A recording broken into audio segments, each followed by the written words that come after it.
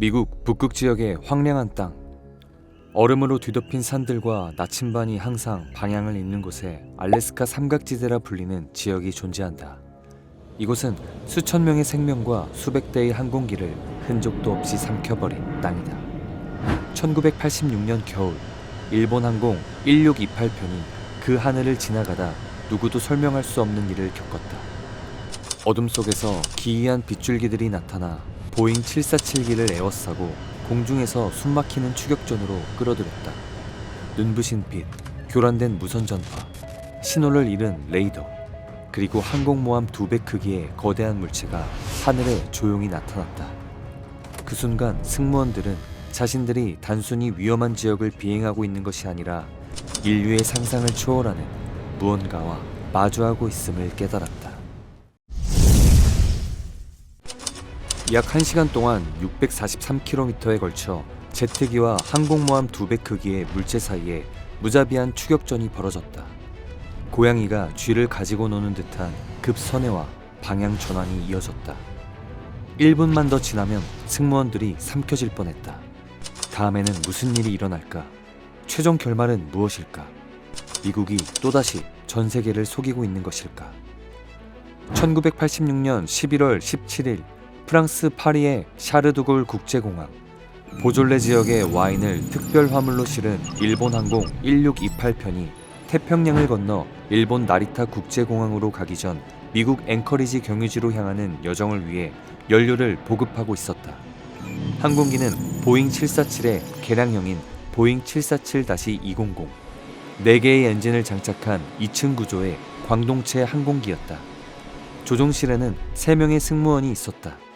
기장은 일본 항공자위대 전투기 조종사 출신인 테라우치 켄주로, 29년의 비행 경력과 총 10,000시간 이상의 비행 시간을 보유했으며 그중 4,000시간 이상을 보잉 747로 비행했다. 그는 조종실 왼쪽 좌석에 앉아 있었고 오른쪽 좌석에는 일본 국적 항공사에서 12년 이상 근무한 35세의 부기장 타메오지 타카노리가, 그리고 비행기관사 츠쿠다 요시오가 있었다. 12시 12분, 항공기는 이륙 허가를 받았다.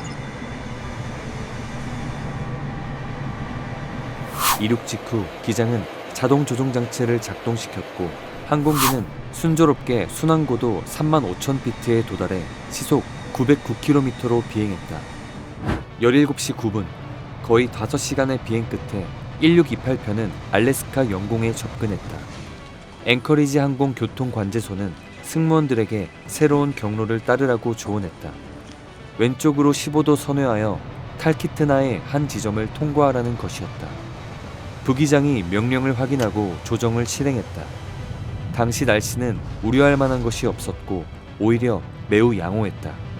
구름은 옅고 바람은 약했으며 시야는 매우 맑았다. 그러나 자세히 살펴보면 항공기가 미국에서 가장 신비로운 지역으로 알려진 알래스카 삼각지대를 통과하고 있음을 알 수 있었다. 이 지역은 앵커리지, 주노, 그리고 알래스카 북쪽 해안의 외딴 작은 도시인 우트키아 급익 사이에 위치한 광대한 황무지다. 텍사스주의 2배에 달하는 거대한 면적을 가지고 있지만 연중 내리는 눈과 높은 산악지형, 그리고 크고 작은 수많은 빙하로 인해 대부분의 지역에는 아직 사람이 거주하지 않는다. 통계에 따르면 이 지역에서 수많은 항공기 추락 사고가 발생했고 2만 명 이상이 실종되었다. 우연의 일치인지 쿠시타카라는 요괴에 대한 가설 외에도 대부분의 사고가 미확인 비행물체, UFO와 외계인 납치와 관련이 있다고 여겨진다. 가장 유명한 사건 중 하나는 1950년 1월 26일 더글라스 C-54D 군용 수송기에 탑승한 44명의 승무원이 알래스카에서 텍사스로 가는 도중 흔적도 없이 사라진 일이다.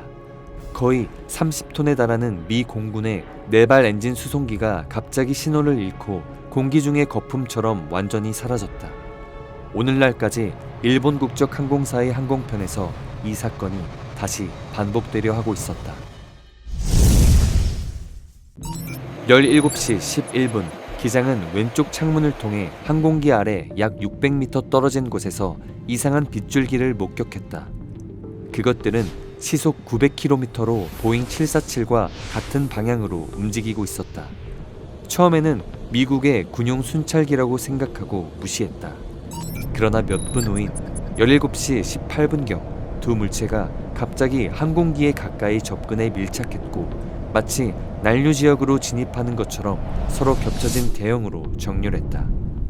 보잉 747이 약하게 흔들리기 시작했다. 고강도 빛이 기장의 눈을 부시게 했고 열기가 기장의 얼굴에 닿았으며 상대방 조종실에서 누가 조종하고 있는지 전혀 볼 수 없었다. 1628편의 승무원들이 더 반응하기도 전에 몇 초 후 물체들은 항공기 앞쪽으로 추월하며 100에서 300m의 매우 가까운 거리를 유지하고 탄소연료 연소로 생성된 연기를 도발적으로 내뿜었다. 3명의 승무원 모두 그들의 존재를 확인했다. 기장은 이 물체들이 정사각형 모양으로 빛나는 분사구나 추진기처럼 보이는 2개의 직사각형 패널로 구성되어 있으며 더 어두운 중앙 부분으로 분리되어 있음을 관찰할 수 있었다. 이 물체들은 매우 지능적으로 제어되었고 극도로 기괴한 에너지원을 발산하며 가속, 감속, 심지어 갑작스러운 정지 능력을 가지고 지구의 중력이나 관성을 완전히 무시하며 어떤 물리 법칙도 따르지 않았다. 저것이 UFO인가? 기장은 자신의 비행 경력에서 유일무이한 순간을 기록하기 위해 서둘러 카메라를 잡았지만 이상하게도 카메라가 갑자기 고장나서 더 이상 아무것도 할 수 없었다. 타카노리가 지상국을 호출한다. 17시 19분 5초. 타카노리는 앵커리지 항공교통관제센터에 지상국으로 전화를 걸어 그들 지역에서 다른 항공편이 운항 중인지 물었다. 앵커리지 여기는 1628편입니다. 갑자기 이 시점에서 무선 전파가 갑자기 교란되어 화물기에서 오는 신호를 명확하게 들을 수 없었다. ATC 여기는 1628입니다. 1628 다시 말씀해 주십시오. 우리 앞에 항공기가 있습니까? 1628 다른 항공편은 없습니다. 무슨 문제입니까? 우리 바로 앞에 이상한 항공기 2대가 있습니다. JAL 1628 식별할 수 있습니까? 민간기입니까? 군용기입니까? 모델을 확인할 수 없지만 노란색과 흰색 빛이 깜빡이는 위치 등을 볼 수 있습니다. 크기는 DC-8이나 보잉 707 동체와 비슷합니다. 항공교통 관제사들은 1628편의 보고에 대해 매우 의심스러워했다. 그들은 레이더에서 아무리 작은 신호도 관찰할 수 없었다. 앞서 말했듯이 알래스카 삼각지대는 매우 신비로운 땅이다. 전설 속 괴물들로 유명할 뿐만 아니라 과학적 관점에서 극단적인 기상 형태와 함께 전자기 이상이나 자기장을 일으키는 거대한 에너지 소용돌이가 있는 곳으로도 알려져 있다. 에너지 소용돌이는 인체에 다양한 영향을 미치고 정신적, 육체적, 감정적 건강에 영향을 주며 때로는 환각, 혼란, 방향감각 상실을 일으키고 기계 장비를 손상시키거나 고장내는 것으로 알려져 있다. 항공교통관제사는 조종사들에게 계속 관찰하고 새로운 진전이 있으면 보고하라고 요청했다. 일본 항공편으로 돌아가서 물체들은 여전히 쌍방구조로 정렬되어 항공기를 밀착 추적하고 있었다. 17시 23분이 되어서야 그들은 동쪽 지평선 아래 지점으로 이동하여 조종사들의 시야에서 완전히 사라졌다. 정보는 앵커리지로 전송되었다. 1628편에 일시적인 평화가 돌아왔다. 그러나 조종사들이 사건에 대한 가장 적절한 설명을 찾기 위해 항공기에서 비정상적인 것을 찾으려고 애쓰는 동안 첫 번째 물체들이 사라진 곳에서 테라우치 기장은 다시 그들의 고도, 속도, 방향을 반사하는 희미한 빛띠를 계속 목격했다. 기장은 항공기의 디지털 기상 레이더를 최대 범위 30km로 설정했다. 여기서 큰 원형 물체가 나타났는데 10시 방향으로 항공기에서 약 13.9km 떨어진 곳에 위치했으며 육안으로 관찰된 빛띠와 일치하는 것으로 여겨졌다. 기장은 앵커리지 항공교통관제소에 전화했지만 여전히 같은 대답이었다. 앵커리지 측은 레이더에서 어떤 신호도 포착하지 못했다. 1628 난류 지역으로 진입 중입니다. 그것은 단지 착각일 수 있습니다. 아니요, 사실입니다. 우리는 그것을 보고 있습니다. 기장은 매우 화가 나서 무전기에 한 글자씩 고함을 질렀다. 모든 것이 여전히 모호한 의문으로 가득한 가운데 17시 25분 45초 엘멘도르프 공군기지에 NORAD 지역작전 통제센터가 1628편을 추적하는 무언가를 관찰했다고 보고했다. 약하지만 지속적으로 이상한 소리를 내는 신호였다. 1628 군용 레이더가 당신 바로 뒤에서 신호를 포착했습니다. 승무원이 지상국과 통신하는 동안 원형 물체는 보잉 747의 왼쪽으로 접근했다. 항공기가 페어뱅크스시 영공에 진입했을 때 도시의 밝은 빛이 테라우치 켄주 기장이 그 어느 때보다 물체를 선명하게 볼 수 있게 했다. 그는 자신의 눈을 믿을 수 없었고 극도로 놀란 모습을 보였다. 그것은 우주선과 비슷한 윤곽을 가지고 있었고 항공모함의 2배 크기였다. 이상한 점은 시야가 가려져 기장만이 관찰할 수 있었고 나머지 두 승무원은 세 번째 물체의 출현을 확인하지 못했다는 것이었다. 빨리 가속하세요. 우리를 3km고 합니다. ATC, 우리는 즉시 선회해야 합니다. 테라우치 켄주 기장은 급히 경로 변경을 요청했고 즉시 승인되었다. 관제사는 그들에게 방향과 고도를 변경하도록 안내했다. 앵커리지, 우리는 추적당하고 있습니다. 매우 큽니다. 방향 240으로 물체 회피 요청. JAL1628 방향 240 FL310으로 하강하십시오. 기장은 항공기를 35,000피트에서 31,000피트로 하강시켰다. 그러나 그 물체도 가만히 있지 않았다. 360도 회전하여 9,449m로 고도 하강했는데 마치 그 기이한 기계에 탄 사람들이 항공교통 관제사와 항공기 승무원 간의 대화를 엿들은 것 같았다. 1628편이 오른쪽으로 선회한 직후 앵커리지 항공교통관제소는 페어뱅크스 레이더 관제사에게 다시 전화를 걸어 그들의 단거리 레이더가 1628 근처에서 다른 신호를 수신할 수 있는지 확인했다. 접근 레이더는 JAL1628 외에 다른 목표물이 없다고 보고했다. 앵커리지 측은 상황을 해결하기 위해 군사 개입을 제안했지만 몇 초 생각한 후 테라우치 기장은 1948년 멘텔 사건의 트라우마 때문에 거절했다. 이것은 전 세계적으로 널리 공개된 최초의 UFO 목격 사건이었다.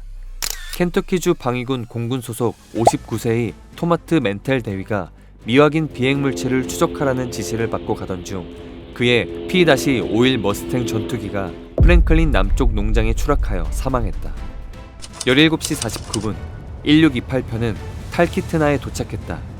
이 시간대에 유나이티드 항공기 여객기도 29,000피트 고도로 1628편의 영공에 진입했고 ATC로부터 상황을 확인하라는 요청을 받았다.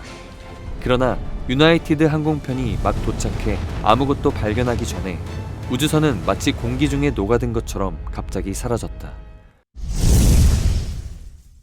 17시 51분 앵커리지 항공교통관제소는 지역 내 군용기에게 보잉 747 위를 비행하며 관찰하라고 계속 요청했지만 대답은 여객기와 동일했다.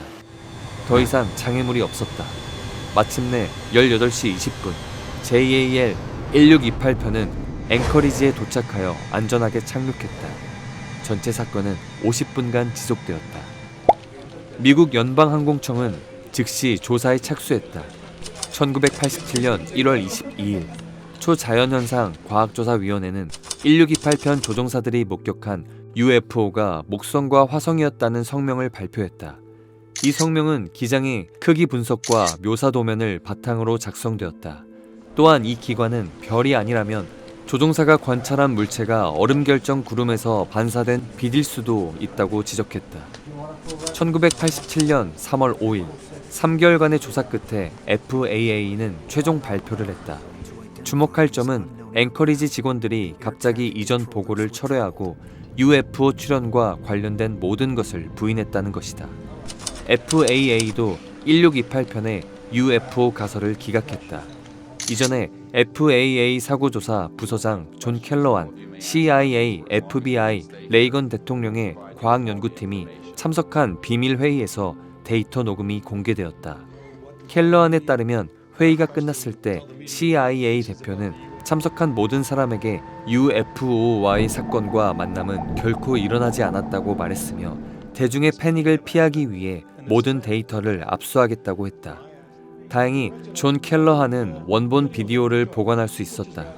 테이프를 더 자세히 분석했을 때 그는 JAL 1628편 사건이 정확히 UFO에 대한 은폐이거나 미국의 스텔스 군사 프로젝트에 대한 비밀 유지라고 선언했다. 그렇다면 결국 진실은 무엇일까? JAL 1628편의 테라우치 기장은 여전히 언론에 자신이 실제로 UFO를 보았다고 단호하게 말했다. 사건 후 그는 해고되어 사무직으로 전환해야 했다. 유명한 정신과 의사는 테라우치를 환각에 시달리는 미치광이로 진단했다.